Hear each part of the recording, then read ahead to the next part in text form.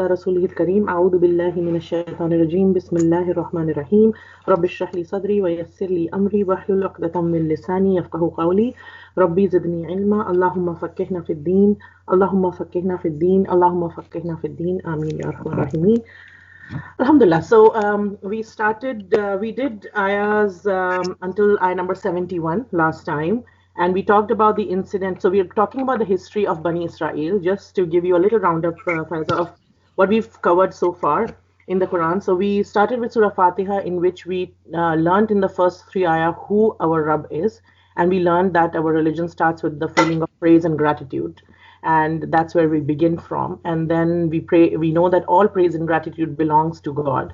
That's how we start our journey as a Muslim. And then we learn who God is, and as soon as we learn that He is the master of the day of judgment and everything, we ask Him for guidance, because we realize that we need guidance, and we realize He is the one who can give us guidance. And then we ask Him that we want to be on a straight path. We don't want to be on a path in which invokes His anger, or on a path which people went astray. So we don't want to follow those paths. And then we started with Surah Baqarah, in which Allah subhanahu wa ta'ala starts with Alif Lam Mim, which is an introduction, an orientation for a student of the Quran, to say that, to bring us into that mind frame when we are starting this journey, that you don't know everything, and get used to that you don't know everything. And we will learn not from just Arabic alphabets and dictionaries and everything, but you will learn the Quran through how the Prophet ﷺ taught us.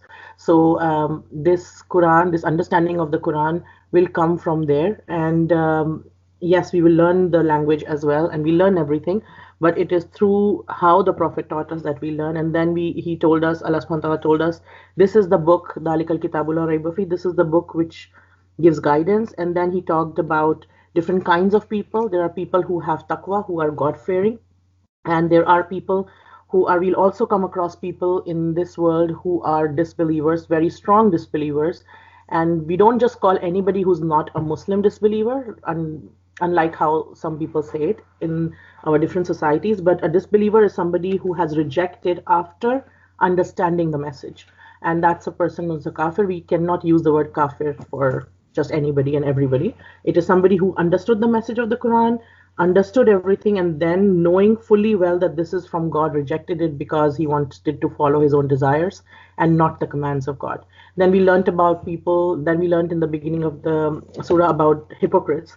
Hypocrites is another kind of people that we will encounter in this life. And the purpose of learning about hypocrites is that we look for those traits in ourselves, not in other people, and we keep correcting ourselves. So we say what we mean, and we mean what we say, that sort of a thing. And there were different parables in the Quran. Then there was the story of Adam alayhi salam, the first story of a human being, how he was created and then sent to the earth. We have an enemy who is there, who wants to pull us down, who is shaitan, and who was jealous, extremely jealous. And how Adam alayhi salam coming down to earth was not a punishment, but it was, we were sent as leaders of leaders. The humanity is leaders of different creation, and we are supposed to do constructive work in this world, to our own capacity, obviously. And then after some time, we started about the history of Bani Israel. And the history of Bani Israel is a long passage in Surah Baqarah, and many times again in the Quran it will come. And we are in that passage still. There are quite a few ayat, and in this, from the history of Bani Israel, we learn about different incidents. And Bani Israel refers to the Jews. Israel is the name for Yaqub alayhi salam. So Ibrahim alayhi salam, we all know Ibrahim alayhi salam was the father of three religions, known as the father of Judaism, Christianity, and Islam. And Ibrahim alayhi salam had two sons, Ishaq and Ismail. The son of Ishaq was Yaqub. Okay, and Yaqub's another name is Israel. So Israel is another thing that we talked about, was Israel is an honored word, honored name of one of the prophet, and it means the servant of God. Isra is a servant. Il refers to God. So it's equivalent to like an Abdullah in Islamic terminology, like in the Arabic terminology. So Israel, Bani Israel are the children of Israel. That refers to Bani Israel. And we are learning their history. And so they were the Muslims of yesterday. And the reason for us to learn their history is that we recognize the mistakes that they did, and we don't repeat the same mistakes. Also, if we are talking to somebody from Bani Israel, whether it's a Jewish person or a Christian person, we have a bit of a reference and we invite them lovingly and kindly to Islam. And then obviously we are not responsible for their reaction, but we are responsible for our behavior towards calling people towards Islam and practicing Islam in that sense. So then we were learning about different incidents in their history, how Musa alayhi salam helped to get them out of the place of Pharaoh, because Pharaoh in Egypt was torturing them a lot, oppressing them a lot, and Moses or Musa alayhi salam helped to get them out of Egypt. And then they were after they got out, they were very arrogant and very disobedient kind of people. Some of them were very arrogant and disobedient, and they were kind of stuck in a valley for 40 years. And then different incidents in their history we are learning. So last time we talked about the incident about slaughtering of the cow. They had taken, even after Musa alayhi salam took them out, their purpose was, they were Muslims of that time. The purpose of their purpose to be the people chosen by God was to spread the message of worshiping one God alone. But they themselves took the cow as an idol, while Musa alayhi salam had gone to get the Torah or the Old Testament from God. In the meantime, while they were there, they had taken the cow as an object of worship, and which made Musa alayhi salam very angry when he came back. And there was the incident when they were ordered to find a cow and slaughter the cow. So we talked about that incident last time. And we talked about why that happened. So does anybody want to share anything, first of all, before I continue with the next ayah? Sister Fatima and Aisha, I think you were here, and Sister Bindu, if you want to share anything about last time and if you thought about something during the week. Not from me, thank you, sister. You're welcome, no problem. Bindu and Aisha, would you like to say anything? Go ahead, Nidhi. I told it last time what I thought was, and I was continuing on the same thought.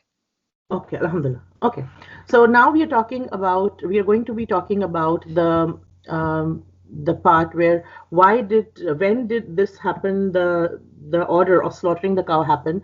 And we touched lightly upon it last time, that when this order was given, what had happened was there was an incident in the community. So there were several lakhs of people there, hundreds of thousands of people there's a whole community there, and there's a murder that has happened. And after that murder has happened, so there was a person who had murdered his own uncle for the sake of inheritance or anything, but he wanted to, or some say for the sake of marrying his daughter. And what he had done was he had murdered the uncle, and then he had put the corpse in front of somebody else's house, and then he was screaming murder, and he was screaming for I want justice for my uncle and everything, because obviously he doesn't want people to know that he murdered him.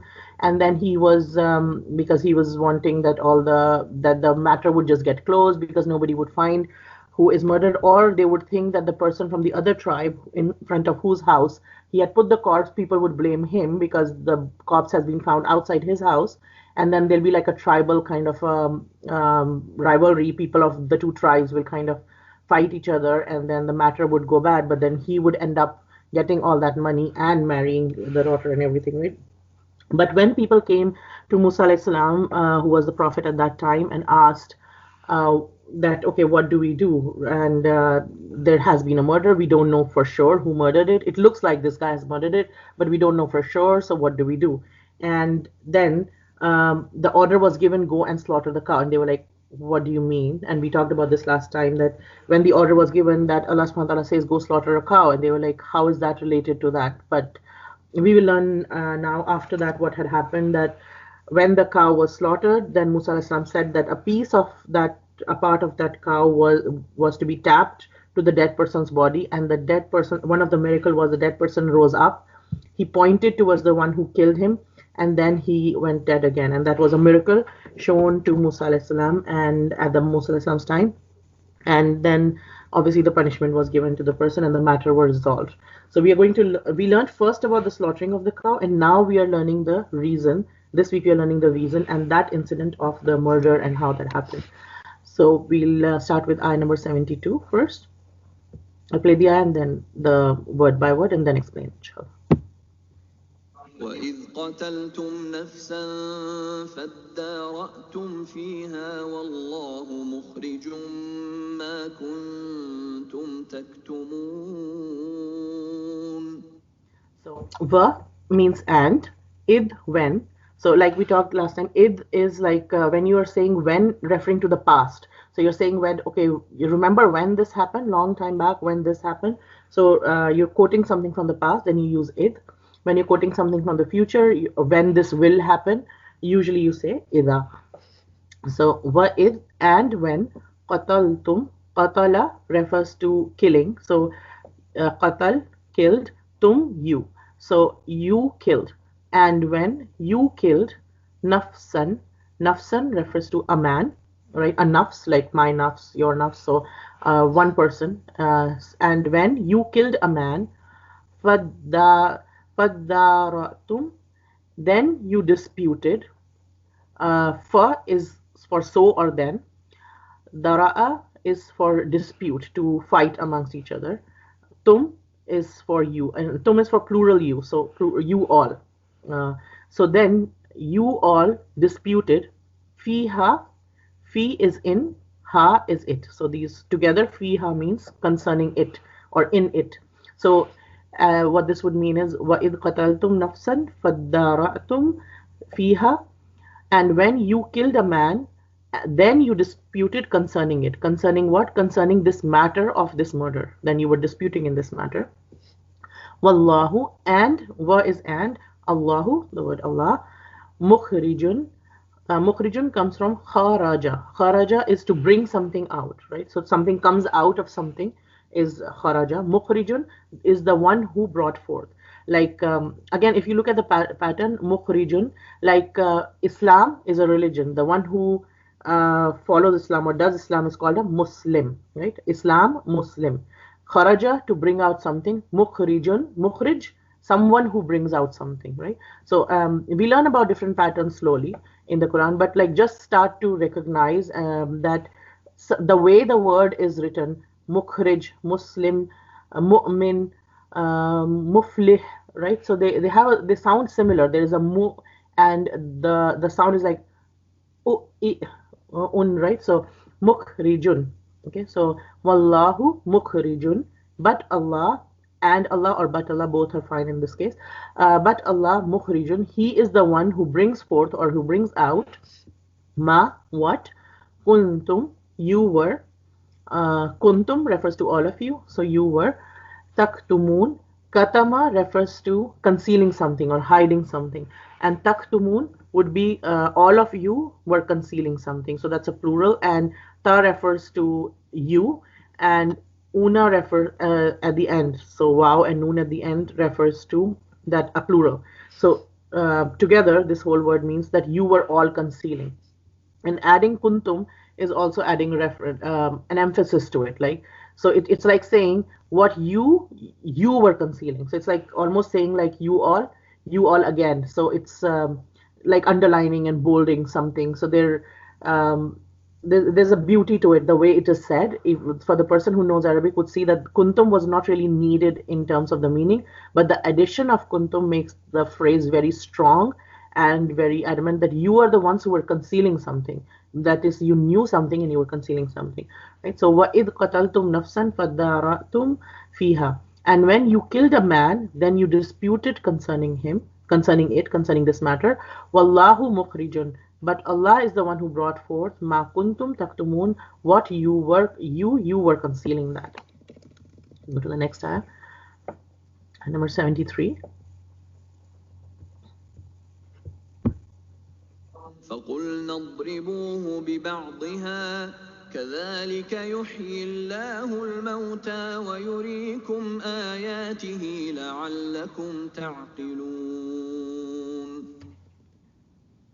Qulna, fa is so, qul is to say something, like qala, qul, like we even say in the last three surahs, qul huwallahu ahad, qul a'udhu bi rabbil falaq, qul a'udhu bi rabbin nas, right? So qul is to say. Qulna, we said. Na refers to we here. Faqulna is actually three words here. So we said. Idribuhu, strike him. Daraba refers to striking something.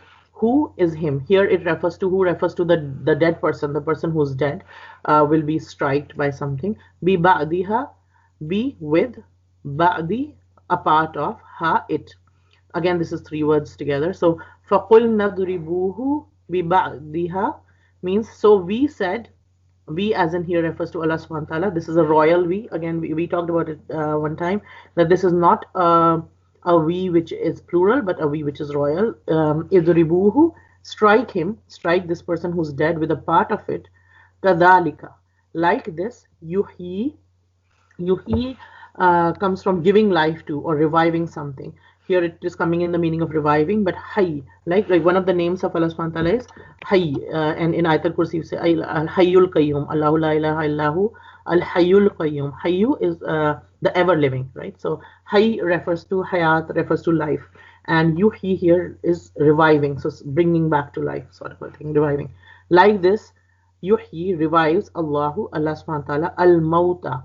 Al mauta, the dead. So it's a plural, and the dead people, not just one dead, although in this incident one person is being revived, but Allah subhanahu wa ta'ala is telling us through this that this is how Allah revives the dead, and it is easy for Allah ta'ala to revive anyone who's dead.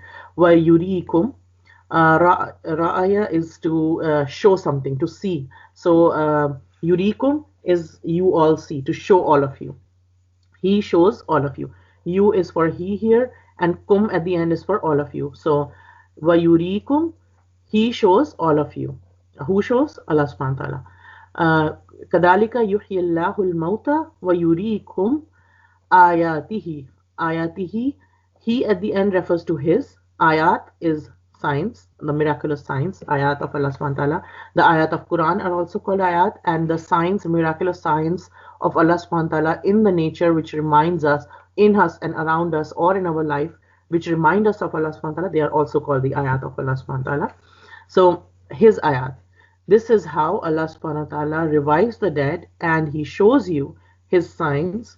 La'allakum, la'alla is perhaps or hopefully, it is expected that maybe, perhaps you will do this. Kum, for all of you.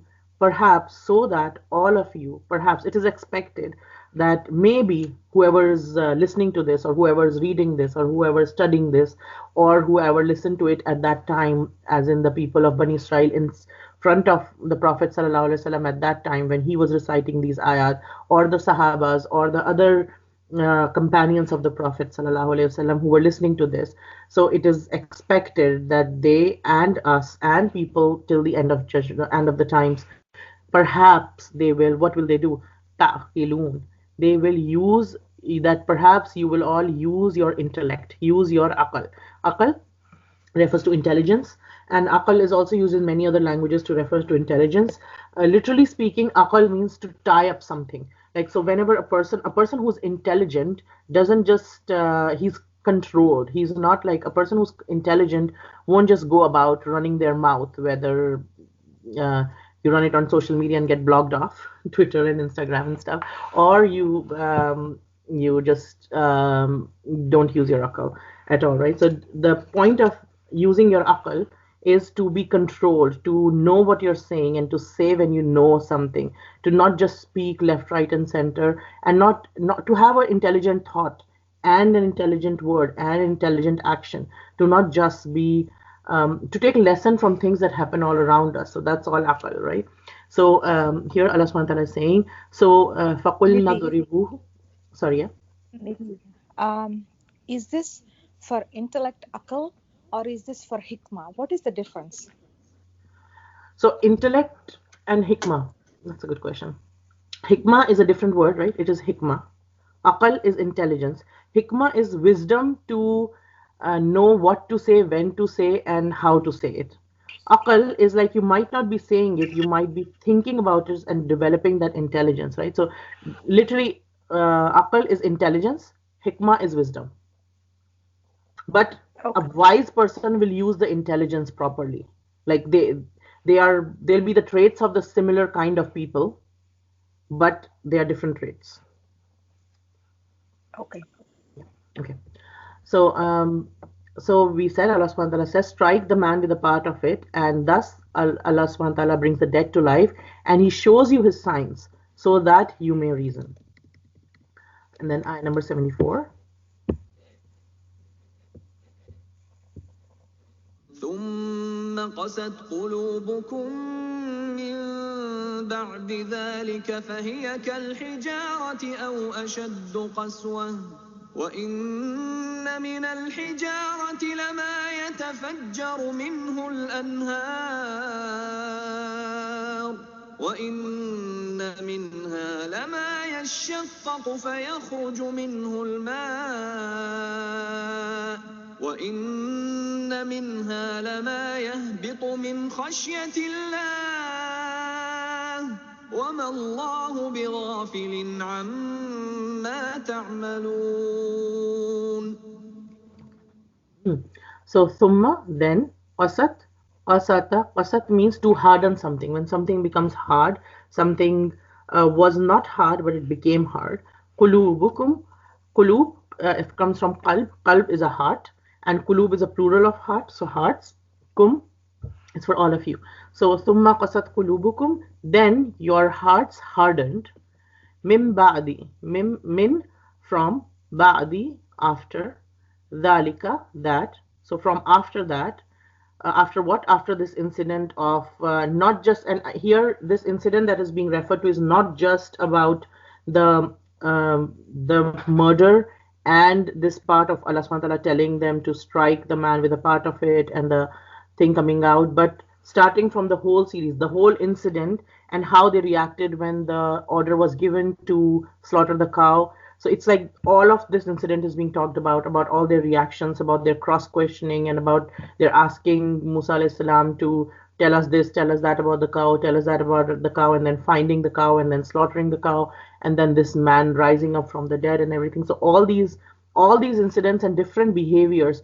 First was the behavior of this one person who killed his uncle, then his hiding that murder, and then all the other people. There were people from the community who knew that he had murdered, but they were hiding it, and they were going along with him in this to kind of frame somebody else and everything, and then going to Musa Islam and complaining about it. So there's a lot of behaviors which are highlighted in this story at different times, and the incidents in that from after all of this. So we are learning that what happened as a result of all of this was, then after all of this, what happened? Your hearts became hard. From after that, fahiya, so they, kal hijarati, they here refers to their hearts. So their hearts became like kal hijarati, like stones. So hard like stones. Aw, or ashaddu, stronger. Qaswatan, stronger in hardness. So they became, your hearts became hard with after all of this happened, and different behaviors and different things that you engaged in and different kind of things that you did, your hearts became hard like a stone, or even harder than a stone, way harder than a stone. So obviously this is referring to spiritual hardness, not physical hardness. Wa inna, and indeed, certainly, definitely, there is no doubt about it, min al hijarati, from al hijarati, the stones, lama, la is lam ta'kid here, which is certainly, again emphasis, adding emphasis to something. Certainly there are some which, so ma, what, yatafajjaru, gush forth, fajara, we learned before, gush forth, open up, something opens up and something comes out, right? Yatafajjaru, gush forth, minhu, from it, al anhar, nahara refers to a river. So what we are learning here is, and certainly, indeed, there's no doubt about it, from the stones, there are some stones which from these stones gush forth rivers. We see that there are some stones from which they open up, they shatter, and then from them, or they open up and then rivers come out from them. We see that in the universe around us. So this is a very beautiful, another parable in the Quran that we are learning, and we learn when we come to it, inshallah, we learn a lot of things in this. So there are stones that we see which open up and rivers gush forth from them. Wa inna, and indeed, minha, from them, from amongst the stones, lama, there are some, yashaqqaqu, split, they split, fayakhruju, so comes out, minhu, from it, alma'u, water. So there are some stones from which whole rivers come out, and then there are some stones from which they open up or they crack a little bit and some water comes out. Wa inna, and indeed, certainly, no doubt about it, minha, from them, from the stones, lama, certainly there are some which yahbitu, fall down. Habata is to fall down. We learnt about this too at the time of the story of Adam al Islam as well. Ihbitu, right? So go down, all of you. So fall down. So it has a meaning of something falling down, something coming down. Wa inna minha, and indeed from them, lama, certainly there are some which yahbitu, they fall down, min khashyatillah, from khashya. Khashya is to fear something, to have the fear, usually used in terms of having the fear of Allah subhanahu wa ta'ala in the Quran. So min khashyatillah, from the fear of Allah. So there are some stones which fall down from the fear of Allah. Wamallahu, and Allah subhanahu wa ta'ala is not, ma here refers to not, bighafilin, unaware. So sometimes ma is used for what, and sometimes ma is used for what or whatever, or like here, lama, there are some which, so which amongst them, right? And one of there are many ways to tell. We learn them slowly as we learn the grammar eventually, inshallah. But one of the ways to tell that, I'm just, you don't need to remember this, but I'm just telling this now so that you know that this is what meaning is coming out. There's a reason behind it. It's not just haphazardly that people come up with meaning. So ma, when ma is followed by b, some word which is coming with b after it, like so, wamallahu bi ghafilin, right? That's one of the signs that here it means not. Here it's coming in the meaning of no. At some other points it will have another meaning. So for example, there are some words, even in English, we know that some words have the same spelling, but they mean different things. For example, the word can, right? Can could mean a Coke, a can of Coke, or a can of any soft drink. A can, the word can, can also be used in a sentence like I can do this, right? So they're two totally different words, but they can be they can have the same spelling, and that is true for English as a language. That is also true for Arabic as a language. But then the context and different ways, as we get advanced and as we learn more in the language, we will learn ways to tell how it is, and the context will tell us a lot as well. So wamallahu, and not, and Allah subhanahu wa ta'ala is not bighafilin, unaware. Ghafil is somebody who's unaware of what's going on, somebody who doesn't know, like, okay, I was ghafil of this, you know, like ghafil is doesn't even know what's going all around them, that kind of a thing. And Allah subhanahu wa ta'ala is not ghafil, amma, of what ta'malun. Amal is something that somebody does with intention, as opposed to fi'al. Fi'al is an action which could be intentional, could be unintentional. Amal is an action which is intentional, whether you make it known to other people or not that you had this intention, but you had some intention all along. So amal is something that you do intentionally, and Allah subhanahu wa ta'ala is not unaware of what you do. So Allah subhanahu wa ta'ala is not unaware of all your, not just your word or your actions, but also your intentions. Allah subhanahu wa ta'ala knows both. Allah subhanahu wa ta'ala knows what you're doing. Allah subhanahu wa ta'ala also knows why you're doing what you're doing. Okay, inshallah. So let's go to the back to ayah number 72, and we'll just see lessons about this whole 3 ayahs and what all we learned from them.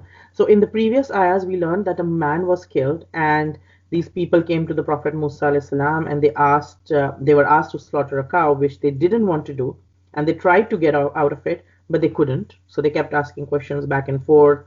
But Musa alayhi salam was super patient, even though these people were not respectful, and they were literally making a mockery out of it and trying to get out of it. But Musa alayhi salam was patient and kept working with them, with his people, even though his people were acting obnoxiously. He kept working with them and guided them towards, and they ended up having to slaughter the cow, right?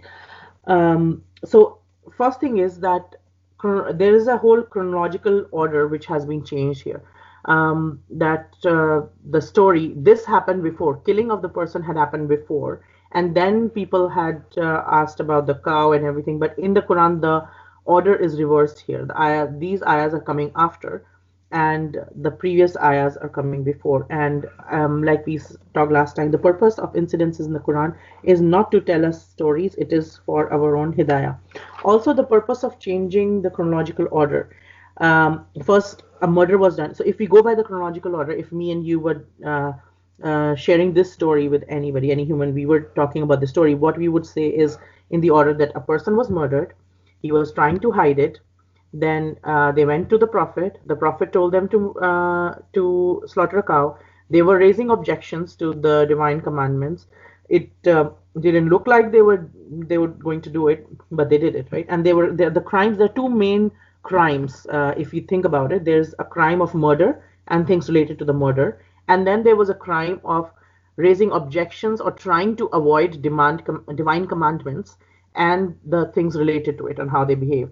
And if we maintain the order, if we talk about in the order the story is, one of the things is that it might feel that the big intention is just to talk about the murder. The murder would sound to us as one of the big things and the big things, and then the whole divine commandment was like the whole incident of the cow and how they reacted to that incident would feel like, okay, these parts have been mentioned to kind of complete the story. By changing the order, we are forced to think of first of all we are forced to put emphasis on both the crimes. So both the crimes are emphasized as misdeeds in their own right. They were all, both of them, denying divine commandments, and the murder and the behavior related to that followed after that. Both of them are big crimes, and by changing the order, we kind of, the focus goes to both the crimes and the sanctity of life and everything. And also it makes us think a bit more when the order is changed, when something is not when something is said which is not an order in which we usually say things. It reminds us that, okay, there is a lesson behind it. And different scholars of the past have kind of derived many lessons out of it. Obviously we can't cover all of those lessons or study all of the lessons right at the beginning, but inshallah, as we get advanced, we can learn much more about that. So different other, lot of different guidances are there for us in this incident. First of all, what we are learning through this change in chronological order and everything is that the man dying was not the only reason for the commandment of cow to be slaughtered. The purpose, as we learned last time, was also to get the love of idols out from the hearts of the people. The same gold that they had used for making that cow ended up going to the boy with the cow, and his family was helped, right? So the boy who was an orphan and who did not have anything, and they had to buy that cow because they kept making the cow specific and specific and specific. Then they couldn't find any other cow like that. So we learned that asking too many questions, which are unnecessary and irrelevant, they made things harder for themselves. And because of that, they had to get rid of all that gold. But then it kind of got rid of all that gold that they had used to make the idol, and also the love of the idol, the love of the cow as an object of worship. Obviously, we shouldn't take also things out of context. We do love all the creation of Allah. So for example, if we see a cow or a pig or any other animal which has, like, say, a thorn is struck to the animal, or the animal is hungry, then we are supposed to act with mercy and help them, and we are supposed to love the creation of Allah subhanahu wa ta'ala, but we are not supposed to take them as an object of worship. That's a difference, right? So the purpose was to get this love of worshipping something else out of their hearts. Not that a cow is something that you can animal rights, for example, is a big thing in Islam. You cannot torture any animal for any reason, right? So that is not allowed. So the love of getting the cow out doesn't mean that getting the love of the cow as an animal, but as an object of worship.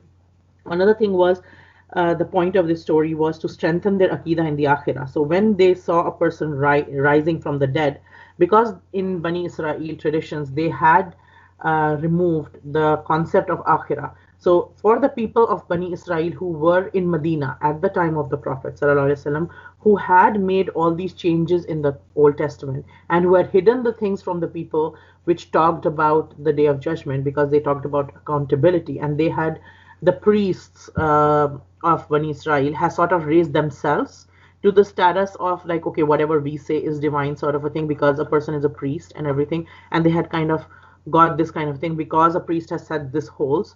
and to the general public, who was the general Jewish public, the common man, from they were not given access to the ayat or the things about the Day of Judgment. They were all hidden. So all these things that they had hidden, this story coming out in the Quran and being talked about and everything was also to remind them of all these people in Medina at that time about strengthening their Aqidah in Akhirah, their belief in the Akhirah, that people will be, just like Allah subhanahu wa ta'ala can raise one person from the dead, right, for him it's not hard to raise the whole of humanity from dead after the Day of Judgment, and Day of Judgment is a reality. So it was also a reminder of Day of Judgment, not just for the people who were witnessing it at the time of Musa alayhi salam, but also for the people who came after it, including the people at the time of Bani Israel, at the time of the Prophet sallallahu alaihi wasallam in Medina, and also for all of us as well. And another thing here that this whole incident established was the sanctity of life. That again, sanctity of life, the value of a single human soul, a single human being, and his life, and is a big deal in Islam. It was a big deal, it is a big deal, and it will always be a big deal. So killing of a single person, like at other places in the Quran and from several hadith, we learn that killing of a single person is linked to killing of all people, and saving one person is linked to saving of all of humanity, right? So when somebody kills somebody else, what they are doing essentially is that that person who was killed could have had children, they could have grown into like children, grandchildren, tribe. They could have literally, like, if we think about it, there were two of our parents, Adam and Hawa alayhi salam, and the whole humanity that we see today comes from them, right? So they were just two people, and then we have so many people out like now. So if you kill any one person, it could have led to a whole generations after that, and you, by killing that one person, you've cut off all of them. Also, in terms of a crime, it is a big deal. So later on in the Quran, we learn about the story of Habil and Kabil, and how the sons of Adam alayhi salam, how Cain and Abel, in English traditions we've heard a lot about how one brother killed the other brother, and after that, because of that murder, any murder happens, because that was the first murder in humanity. It opened the door to murder for humanity, and any murder that takes place in the history or the future of humanity, Kabil gets the sin of that murder as well as the first murder the murder that he did. So when we are doing something good or when we are doing something bad, what happens? We unconsciously, or we open the doors for other people to do the same thing. We encourage other people to do the same thing. If I had not done this, other people would not have been encouraged to do that. There might be some people who get encouraged to do that. So we have to be conscious of what we are encouraging other people to do. Is it something good, or is it something towards evil? Another thing is that sanctity of life at different other places in the Quran is not just sanctity of life of a Muslim or a non-Muslim or a believer or a non-believer.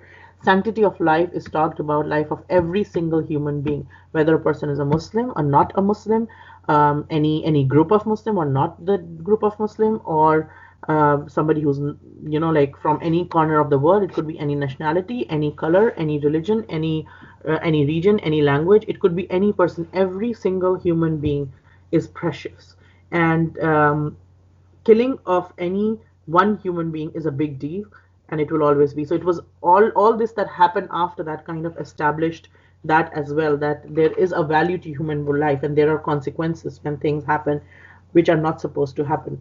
The lesson for this man dying and being resurrected, as it is a reminder of Day of Judgment, but also a reminder of the power of Allah subhanahu wa ta'ala. It is a miracle.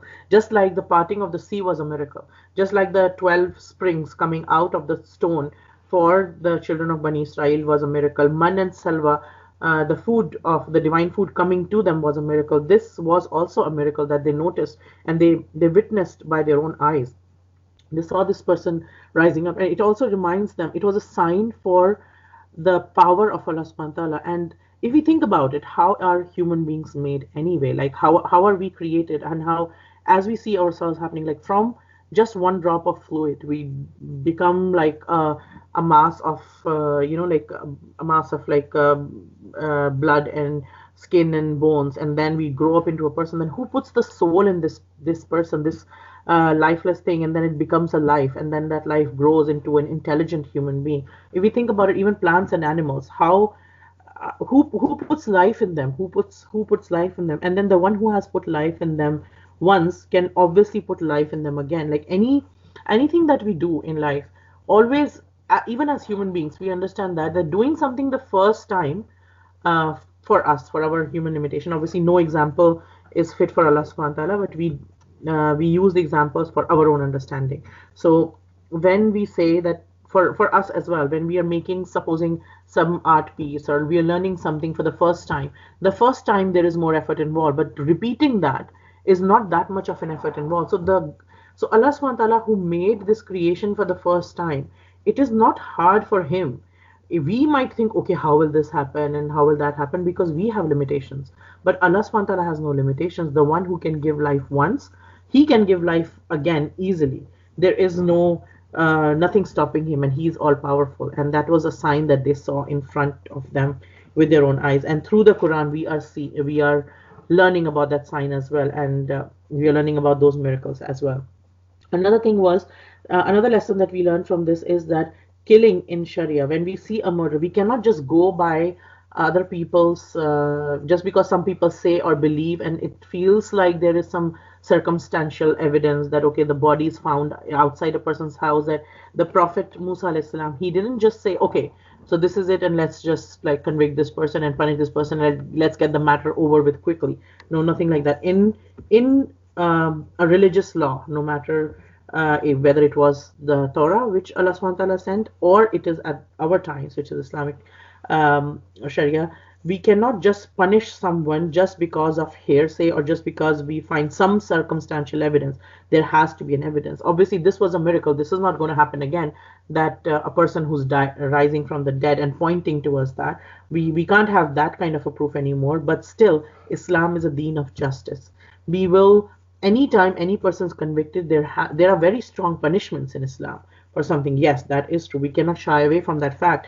But there is even stronger way to prove those crimes. First, no punishment is given without very, very, very strong proofs. And there are no person can just go and give a punishment to anyone. It has to go through a special procedure. It has to go through courts, and there have to be the proofs presented, and then the thing is done. It's not what we hear nowadays, and may Allah protect us from all the things that we see around us, that somebody got up and does something in the name of Islam, and saying just because somebody's saying Islamic phrases from their mind and doing something that is totally un-Islamic, whether it's killing someone or doing acts of which might make media headlines and make them famous or something, or showing crazy things, or in whatever name, hurting each other or anything.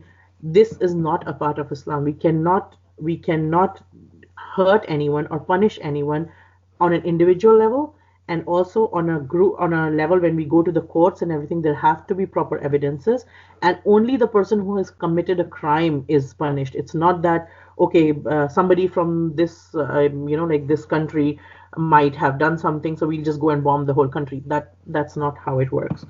May Allah Ta'ala protect us, and may Allah Ta'ala give us proper understanding and hikmah and intelligence to understand this and the rest of our ummah.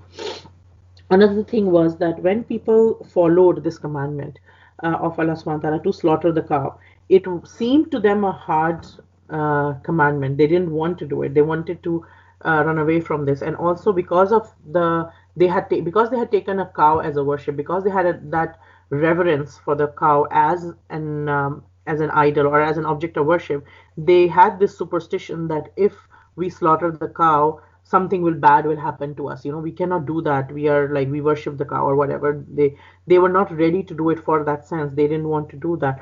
But what this incident shows us is that even when somebody doesn't want to do something which Allah subhanahu wa ta'ala has commanded to do, if you follow it, then there are multiple benefits that come out of it. So for instance, this was a whole big issue in the community. People, the tribes, they were almost on the verge of a tribal war, when people were like these two tribes, and obviously we learned that Bani Israel at that time had 12 tribes, right? There were 12 sons of Yaqub alayhi salam, of Israel alayhi salam, and these 12 sons, through these 12 sons, later on they had become 12 tribes as they grew. And so these were all different tribes which were living there under Musa alayhi salam.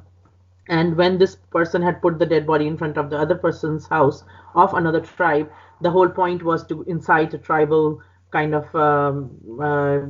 this is our people and this is your people, and like, let's defend our people. And so all that thing was happening amongst this community of Muslims, which were like trying to incite people to fight with each other, or to, so this whole thing which was on the verge of this dispute happening, which could have in fact taken more lives and created so much of friction and so much of bad feelings for each other in that community, through following the command of Allah subhanahu wa ta'ala, all that was resolved.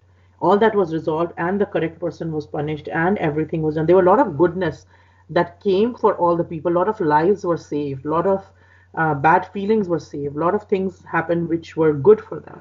So what we learn is, when we follow the commandments of Allah, sometimes they might seem hard, but they have multiple benefits for us, whether at a spiritual level, that they got out of that love of idol worship, and at whether it's at society level, community level, or individual, like like whatever things we are doing in that day-to-day matters.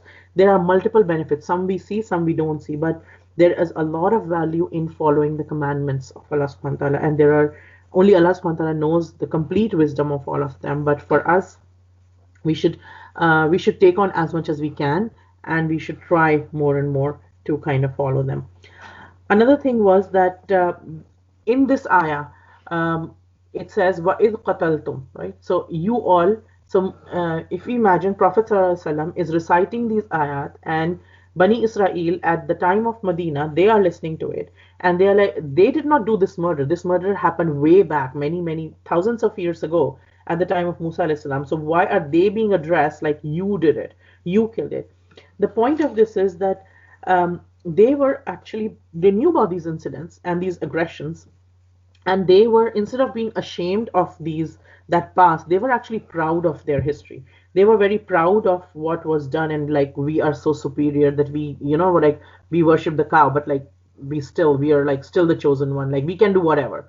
Like, we will, yes, there are sins, but like, other people are going to pay for our sins, even if we do sins, and even if we do go to Jahannam, we are not going to go for more than thing, because we are the chosen one. So they had developed these kind of thoughts for themselves, and the point is, they were not ashamed, they were proud of this history. And when someone is not doing a sin, but still he endorses it, he is proud of it and doesn't oppose or try to correct it, then it is as if they're a part of that sin. So that is another principle of another principle in Islam, that when somebody is endorsing a sin, even if somebody is, so there's a hadith to the effect of that, if a sin is happening, say many miles away from you, and you are not a part of that sin, but when you hear about that sin and you want it to be a part of it, you're like, oh, I wish I could be there, and I could be a part of it and everything, and somebody wants to be a part of it, then it is as if they get like a part of that sin too, because their heart wanted to, and if they had been there, they would have involved themselves in that sin. So that's the connotation, that's the reason, kind of a thing. So they are being addressed, the people of Medina are being addressed, that they are displaying, and also they didn't just have those thoughts, they were displaying the same kind of behavior with the Prophet. The Prophet ﷺ was not just a prophet for the Arabs, or a prophet for a limited number of people, or just a prophet for that time. He was a prophet for the whole humanity. So he was also their prophet. He was just like Musa alayhi salam was their prophet. Prophet Muhammad sallallahu alaihi wasallam was their prophet as well, and they were displaying the same kind of behavior that they had displayed with Musa. Their elders, or their many generations ago, had displayed with Musa alayhi salam. They were displaying the same kind of behavior with the Prophet sallallahu alaihi wasallam. They even tried to kill the Prophet sallallahu alaihi wasallam. So they were doing the same incidents, and that's why they're clubbed together. Like, you are no different. You are like them only. Right. Another thing is that now that we are learning different incidents from the history of Bani Israel, it's almost like we learn about one incident, then we learn about another incident, then we learn about another incident. It's almost like as if, like the picture that some scholars have said, it almost feels like there is a court of law and a lawyer is presenting point after point after point and incidents after incidents after incidents to kind of prove that this person is accused, like this accused has to be convicted because this is the person who has done this crime. They have done this crime and this crime and this crime. Do you remember this? Do you remember this? Wa'id, wa'id, wa'id. Like so many ayat in this passage, this whole passage. And these incidents are also repeated elsewhere in the Quran, and different other perspectives of the same incidents are mentioned at other places in the Quran that we learn as we go on. But all this thing, it's like in a court of law, and all these incidents are being presented one after the other. Another thing here is that when Allah subhanahu wa ta'ala says فَدَّرَأْتُمْ, it means that these people, فَدَّرَأْتُمْ fiha, that Allah subhanahu wa ta'ala showed you, they disputed concerning it, and Allah subhanahu wa ta'ala, they thought that killing was very smart. They thought after killing the corpse and putting the corpse in front of somebody else and then coming out crying the next day that, oh, my uncle has been killed, and like, who will avenge the death of my uncle and everything. This person thought, and the people who were involved with him, they thought they were being extra smart in doing this and everything. The lesson we learn here is and many times, many people, we will come across people and we will see people who might try to be over smart, but Allah subhanahu wa ta'ala can, and He will bring out the hidden truths. Right? And in Surah Al-Adiyat, Allah subhanahu wa ta'ala says, وَحُصِّلَ مَا فِي الصُّدُورِ, and all that is contained in the hearts, it will be exposed. There will be a time when things will be exposed, right? For the Bani Israel in Medina, what it meant was whatever they were hiding from the Torah, whatever they had hidden from the revelation of God, and not just Bani Israel, they're a case study, but different places around the world. There have been different divine messages that have come to different parts of the world, and which contain, if we were to study them, then if a common person were to study them, they would understand that Islam is the truth, and the Prophet ﷺ is the truth, and the Quran is the truth. But those messages are hidden from the common public, because if they are exposed to that, then people will understand the religion, and they will leave their religion, meaning they will lose that religious authority. And whatever they're oppressing people in the name of religion, whenever people are being unfair in the name of religion, those positions will be taken away, and they don't want that to be taken away. They don't want to be fair to their people, and that's the main reason. And that's the main reason why these Jewish leadership, religious leadership, was hiding all of these things. Many of them. There were some from the scholars of Bani Israel, some rabbis who did accept Islam as well, like Abdullah bin Salam. But there were some others who hid everything else, and they were not ready to say the truth. But Allah subhanahu wa ta'ala is giving a message to them as well, that whatever they hide, Allah subhanahu wa ta'ala knows whatever they're concealing, and He will bring it forth. So things will come out eventually. Even whoever is hiding the truth, it will come out.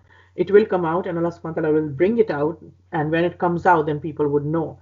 And there are some truths that will come out in this world, and there are some truths which might not come out in this world in our lifetime, but then there are truths. Somebody wrongs us, somebody does something wrong to us, and we don't have a way of proving it. We don't have a way of proving it to the rest of the world, and the rest of the world, or our community, or our family. It might happen in family politics too, that somebody did something, and it was even if you try to tell other people what is the kind of oppression they did, nobody would believe you, and they hid it really well, or they presented it in the totally opposite way, as if like they say, when the abuser projects themselves as the victim.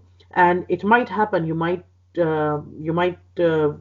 deceive some people sometime, but you cannot deceive Allah subhanahu wa ta'ala. And whatever they are concealing, Allah subhanahu wa ta'ala will bring it out. If not now, then on the day of judgment, right? And so people who are many times people are deceiving the very people who they are living with.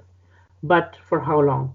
Allah subhanahu wa ta'ala does not even wait for the day of judgment sometimes to bring things out. Things come out, and Allah subhanahu wa ta'ala brings out the truth. He knows it all along, and He knows when is the best time to bring it out, and He will bring it out.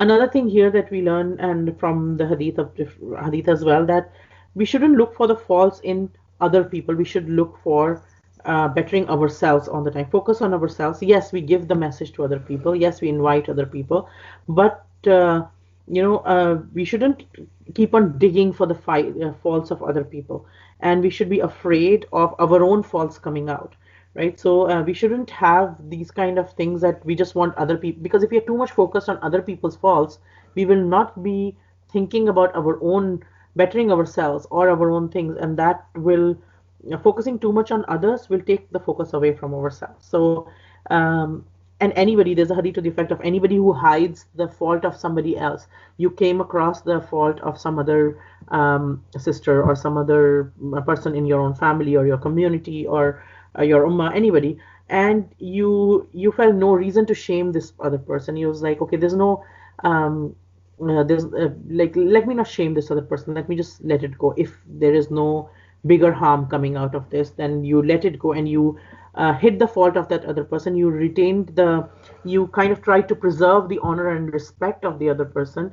Then there's a hadith to the effect of that Allah subhanahu wa ta'ala, if you hide the fault of another believer, then Allah subhanahu wa ta'ala will hide your faults on the day of judgment. On the day of judgment, when all of us will come with our own records, and there will be shortcomings. We are all human. We're all full of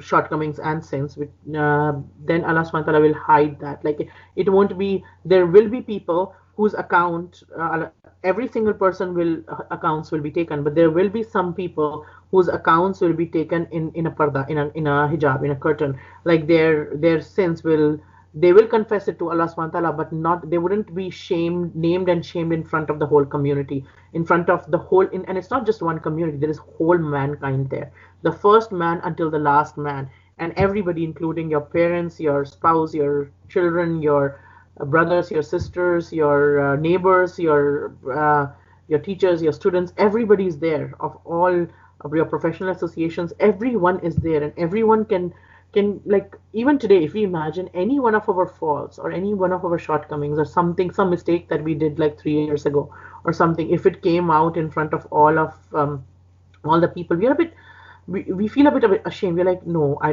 don't want to be known to everyone, right? That, okay, I have moved past that, I have corrected myself, and I don't want that to be known. So on the day of judgment, that will be such a big blessing for those people whose accounts are taken and hidden, whose mistakes and shortcomings and sins are not exposed to the whole of mankind. But obviously there'll be some others too whose mistakes will be shown to the whole of mankind, and may Allah Ta'ala protect us and not make us one of them. So concealing of other people's faults is a good thing if it's not impacting the rights of another person. So if we know somebody, for example, who's abusing somebody in their own family, or we know of something that is another person's at risk, then obviously we inform the police or we inform the related authorities, and we get things done, we get people safe if we can save somebody. But if it's not such a big matter, and if it is just somebody said something bad about somebody else, then we don't have to relay what was said to the other person, like, and create a misunderstanding between them or create a friction between them. If somebody said, while somebody's angry and they end up saying something in a family gathering, supposing somebody was not present, and one uncle gets up and says something in a conversation very nasty about somebody else, then we don't have to go and tell that person, okay, this all was said about you. It's okay, they said it, you were not involved. Try to avoid sharing all those things and concealing people's faults. That person who backbited was at fault, and if we conceal that fault, there is no harm in it, right? As long as it's not harming somebody else, all right? So these just relaying everything and just showing off other people's faults, and also things like all these crimes like murder and wanting to get everything so fast, and whether it's a small crime or a big crime, they all come because of lack of patience. So as we develop patience in ourselves, as like this person who murdered his uncle, if he had waited enough, like the uncle had no other inheritor, he would have got the money or the things eventually, and might be he could have approached the uncle in a nice way that I want to marry your daughter, and this is my proposal and everything and whatever, and try to convince him in a good way. So things might have come to him what he wanted with patience and everything, but this person just chose to, like, no, I want it right now, and he chose to murder and then create all this other drama around the murder. So the key there is patience. If we develop patience, then we won't have these kind of things. In the next ayah, when Allah subhanahu wa ta'ala told Musa alayhi salam to tell these people to tap this. So one thing is that Allah subhanahu wa ta'ala said to them. So it was said, first of all, it was not said to the common public. It was said to Musa alayhi salam through wahi. Wahi is like a secret kind of a signal, right, which is given to prophets and everything. The wahi has come over the history of humanity to different prophets in different forms. Musa alayhi salam, for example, spoke to Allah subhanahu wa ta'ala directly. Nabi sallallahu alaihi wasallam got the wahi through angel Jibreel. It also, sometimes the ayah of the Quran came to him directly in his hearts, like we can, in his heart, sorry, like we can think of it like an airdrop today, right? So it was like it just came to his heart and he had that memorized and everything. He also spoke to Allah subhanahu wa ta'ala when he went to the journey of Isra wal Miraj. And the Prophet ﷺ also got wahi through dreams. And even today, there is one part of wahi which is the revelation has stopped now. After the Quran, the whole Quran was revealed, there's no more Quran, there's no more divine revelation coming.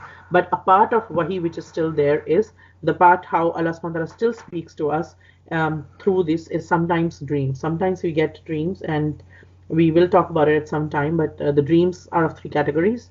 Today, the dreams could be a dream which are our own mind ramblings. So throughout the day, whatever things going on, and sometimes they just get all muddled up and we just get a dream based on that. So they're just our own mind's musings in a way. Another kind of dream is a dream that comes from shaitan, which are usually nightmares and things that scare us, things that have no meaning, and things that have indecencies in them, dreams that have indecencies in them and stuff like that. So they are mostly from shaitan.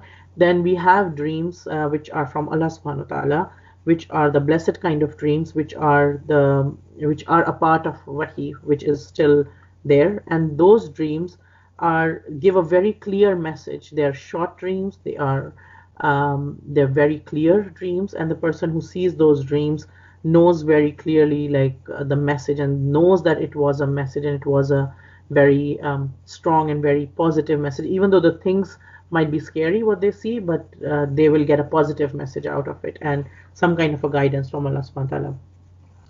Another thing about this story is that all that was said was, okay, strike him with a part of it. But if, for example, any of us, any human being would be, any historian, for example, would be telling this story, then the kind of things we would focus on was, how did this happen? What part of the cow was used? How was it tapped? Was any or was the blood sprinkled on it? Or what kind of thing it was done and everything? But Quran gives us some details about some incidents, and it does not give us a lot of other details.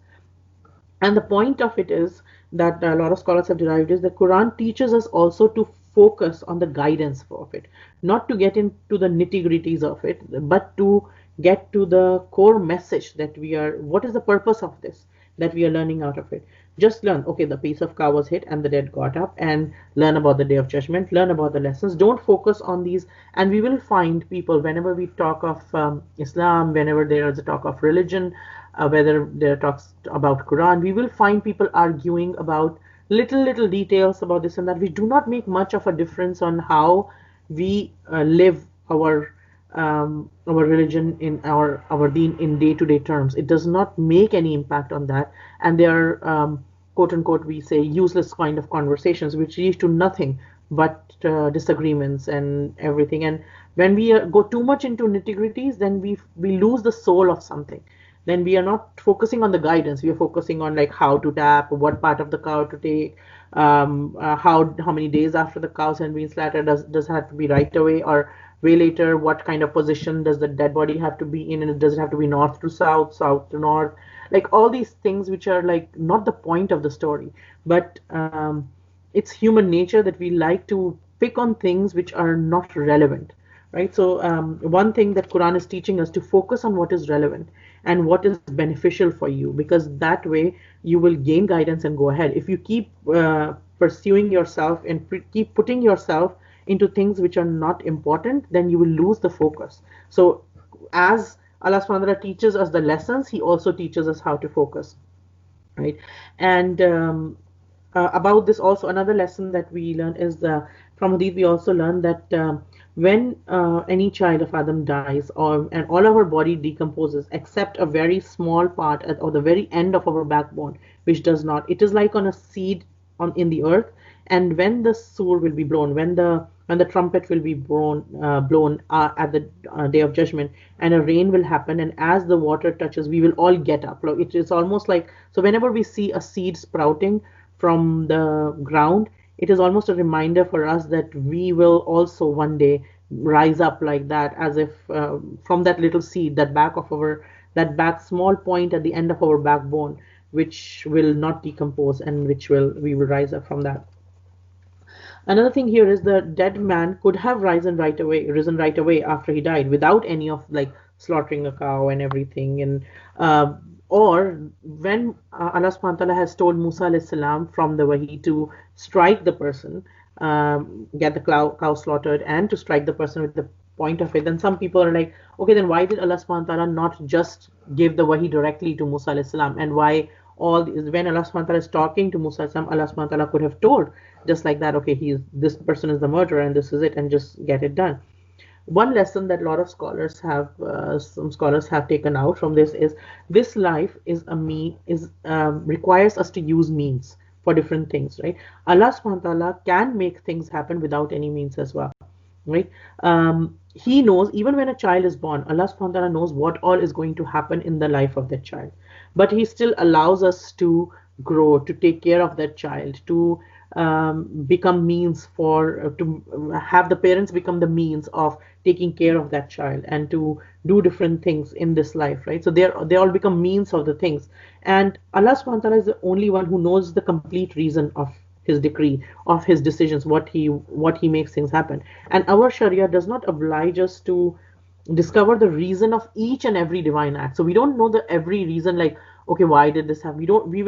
It is not necessary for us to know the complete reason, and it is not possible for us to know the complete reason. Yes, we will know some lessons and we will know some things, but what we also believe, we derive so many lessons out of this, and there's so much wisdom in this, but there is also wisdom beyond this that we do not know about, that we might discover something more in our lifetime as we learn more about an ayah, or we learn more about an incident, or we might not learn any more in our life, but Allah subhanahu wa ta'ala, and whatever Allah subhanahu wa ta'ala has decreed, there is much more wisdom than we can even imagine, that our minds can hold. And what we do is we accept what Allah subhanahu wa ta'ala and his Prophet said, and we learn to curb our unnecessary curiosity at times.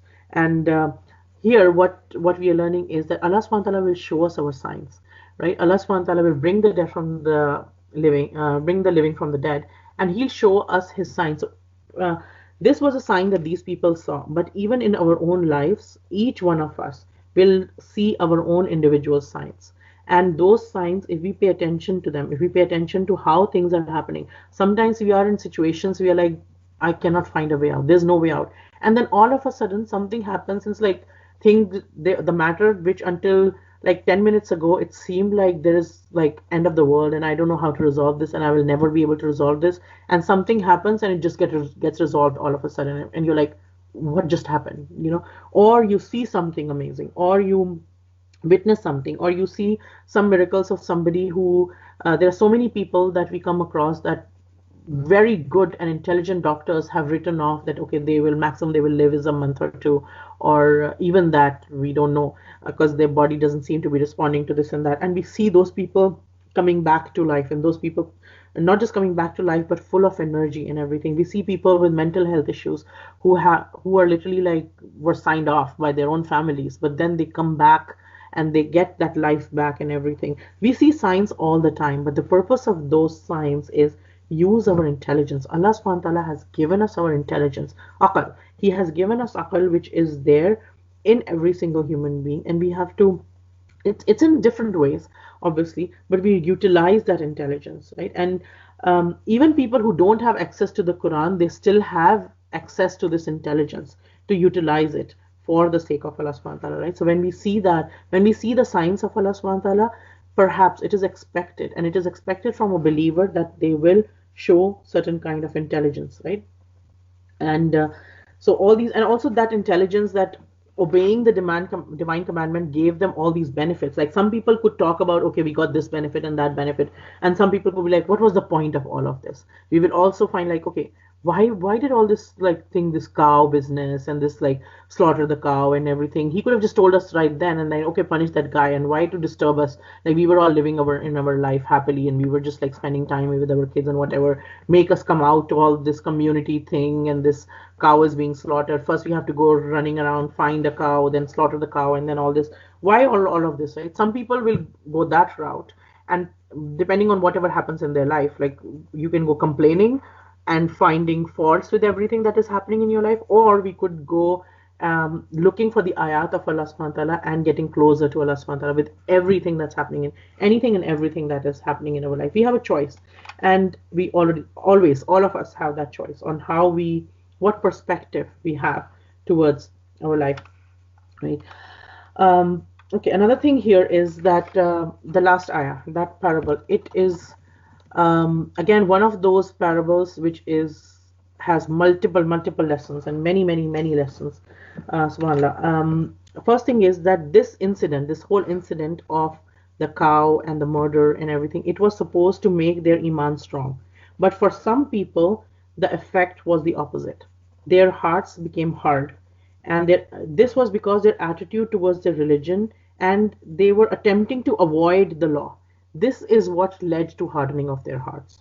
And we know at different points in the Quran and other places that a soft heart is a very valuable asset, and it is something that is to be protected. Even after, when we meet Allah subhanahu wa ta'ala, our goal of this life is to meet Allah subhanahu wa ta'ala with qalbi salim. Qalbi salim, a sound heart which is soft, and which is caring, which cares for other people, which fears Allah subhanahu wa ta'ala. There are a lot of things, and these people, their hearts had become hard, and our hearts should actually be soft, and we should work on them, right?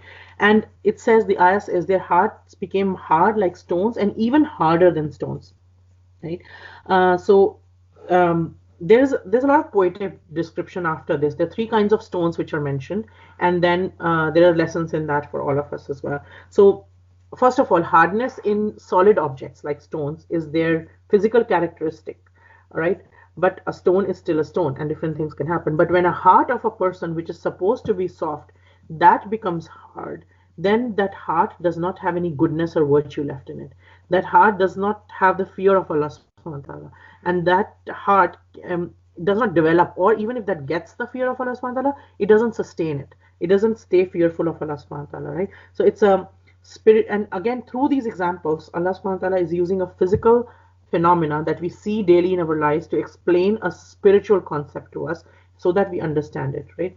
And he's also showing, like he said before, this is also an ayat of Allah subhanahu wa ta'ala, that the nature around us is also ayat of Allah subhanahu wa ta'ala. And as we learn different things in the Quran, when we look at the seed sprouting, for example, again, we will never think of that again. Like once you learned about the ayahs of the Quran, you think of resurrection when you see a tree sprouting, or like a plant sprouting and then becoming into a tree. When you see the stones, for example, any stones, it might remind you of these ayahs when you're learning that. Sorry, I'll take like 7-8 minutes more, inshallah, if that's okay. So the stones, the first thing Allah subhanahu wa ta'ala said, these are three kinds of stones. One kind of stone is from which rivers gush forth. There's a second kind of stone from which split out and just a little water comes out. And there are third kind of stones which fall down from the fear of Allah subhanahu wa ta'ala. So if you look at these three examples, the first example is of the stones from which rivers and waters flow. That's like, rivers are like the tears of mountains, in a sense, like in a poetic sort of a language. And in Surah Hashr, later on, we learn about the mountain which crushed, which like became powder, dust by the khashiyah of Allah, by the fear of Allah subhanahu wa ta'ala. And it is the kind of reaction that is produced in the heart of a believer when they listen to the ayat of Allah subhanahu wa ta'ala, when they really touch their hearts. It's almost like rivers of tears flow, and they cannot control it. And rivers are also what give benefit. Like from the mountains, the rivers that come out are these are the highest degree of effectiveness in the society. Like the rivers are gushing forth and they're providing sustenance to men and animal, and life is happening because of that rivers and everything. So these if we look at if we compare it to people, then these are the kind of people who fear Allah so much that their eyes start to overflow with tears, and they can't control it. And these are the people, when they see somebody in need, they want to help them. When they see people who don't have supposing food, they want to give them food. When they see somebody who doesn't have clothing, they want to give them clothing. When they see somebody who doesn't have Islam, they want to give them Islam. They want to help other people. When they see people in certain kind of darknesses, they want to help them, right? And they become a source of benefit for other people. Then there is a second level of stones which are talked about, which are they don't gush forth into rivers, but they split and crack, but there is at least some water that comes out. There's some spring or something that comes out. They shed a few tears here and there sometime in their life. They had that one salah in which they cried one time, or they had that one heart touching moment in their life. That's okay too. Obviously this is not the same level as the other one in which the tears are overflowing, sort of a thing, and they're being beneficial for the society. But even this person, there's benefit in even this one who's just a little bit. Sometimes the heart gets soft, and sometimes they do things, or some kind of benefit for other people. They're not always looking to benefit other people, but there's some benefit that's coming, and that's okay too. So that's like that's another level. And then the lowest degree is they don't benefit anyone, but they at least fear Allah subhanahu wa ta'ala. They fall down from the fear of Allah subhanahu wa ta'ala. And again, we don't claim that all stones in this world fall all the time because of the fear of Allah subhanahu wa ta'ala. Some stones fall for physical reasons, some for the fear of Allah subhanahu wa ta'ala. But here Allah subhanahu wa ta'ala is saying some stones do that. They fall down for the fear of Allah subhanahu wa ta'ala. One thing we learn through this is that every inanimate thing as well that is around us has some level of consciousness that we do not know about. Every cell has particles which are moving.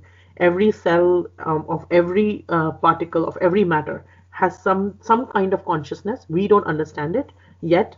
We classify things as living, non-living, but the Prophet ﷺ told us, and in the Quran also we learn that everything that you see around you is declaring the perfection of Allah. Every makhluk is doing the tasbih of Allah subhanahu wa ta'ala in its own way, right? And that's what the Prophet ﷺ told us as well. About these people, how did their hearts become hard? Their hearts became hard because they were looking for excuses in religion. They were trying to create, find a hidden exit out of divine commandments, so they don't have to do anything. So they had developed these moral diseases, and these things they were doing. They were making a lot of noise about this murder. They did a murder, but they were making a lot of noise about, okay, somebody give us justice, somebody give us that. Also, what we learn is we should avoid too much talking unnecessarily, because that will it will lead to hardness of hearts as well. We learned about that as well. And one thing we learned from the companions is that they said, which are unfortunate, is we shouldn't make long wish lists, things that harden our hearts. Don't make long wish lists and goals and plans that when my kids will grow up, I will do this, and when this will happen, I will do this. Like you can't plan for 100 years when you don't know whether you'll be there tomorrow or not. Right? Another thing is that don't run too much after this dunya. Don't rush too much after. Yes, obviously get your means, do your things, enjoy things in this life, but don't be so much into like greed that one thing after the other. Like if you're watching a movie, one after the other, after the other, after the other. If you're shopping, then one after the other, after the other, after the other. If you're into eating, then like one meal after one meal. You finish one meal and you're planning the next meal already. Then you finish the next meal and you're planning the next meal already, and like just that. And don't let your eyes become dry, like in the sense that if you the moments that we are alone and by ourselves, whether it's in the middle of the night or at any other time, and somebody who can cry, who has tasted a tear for the love of Allah subhanahu wa ta'ala and the Prophet sallallahu alaihi wasallam, that's what makes the heart soft. That's the magical water that makes that heart soft, right? And we need to protect ourselves from all of that. The ayah ends with, obviously there can be much more that can be said about this, but I'll end with this point that Allah subhanahu wa ta'ala says here, وَمَا اللَّهُ بِغَافِلٍ عَمَّا تَعْمَلُونَ. Allah subhanahu wa ta'ala is not unaware of what you do. No matter what these people of Bani Israel, religious leadership in Medina, who thought that they had a very high status and they thought of themselves as having a lot of sanctity and position, they can make these pious claims and deceive people who do not have any knowledge, but they cannot deceive Allah subhanahu wa ta'ala. Allah subhanahu wa ta'ala is all aware, and all-knowing. And anybody's loud but false claims to any kind of sanctity or piety or anything cannot deceive Allah subhanahu wa ta'ala. Allah subhanahu wa ta'ala is aware of what we do. Allah subhanahu wa ta'ala is aware of what people have done over the past. Allah subhanahu wa ta'ala is aware of what people are going to do in the future. May Allah ta'ala protect us, and may Allah ta'ala protect our hearts. May Allah ta'ala keep our hearts soft, protect us from hardness of hearts, and make us a means of goodness, just like the rivers flowing from the stones. May Allah ta'ala make our hearts soft and make us a means of benefit to not just ourselves, but our families, our communities, our people, our parents, our surroundings, and all the creation of Allah subhanahu wa ta'ala. And may Allah subhanahu wa ta'ala be pleased with us, and may Allah subhanahu wa ta'ala keep our rewards intact. May Allah subhanahu wa ta'ala not make us of those whose hearts get hard or who try to find out ways out of divine commandments.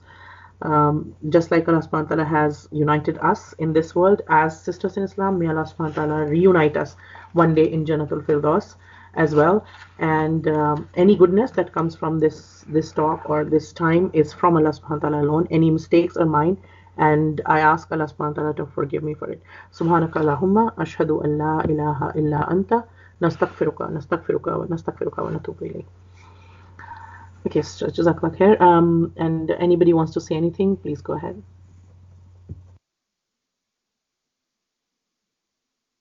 I have few questions, Nidhi, but I'll see if anybody wants to say first. Okay, sure. I'll stop the recording. So if anybody wants to ask anything, and then you can go ahead.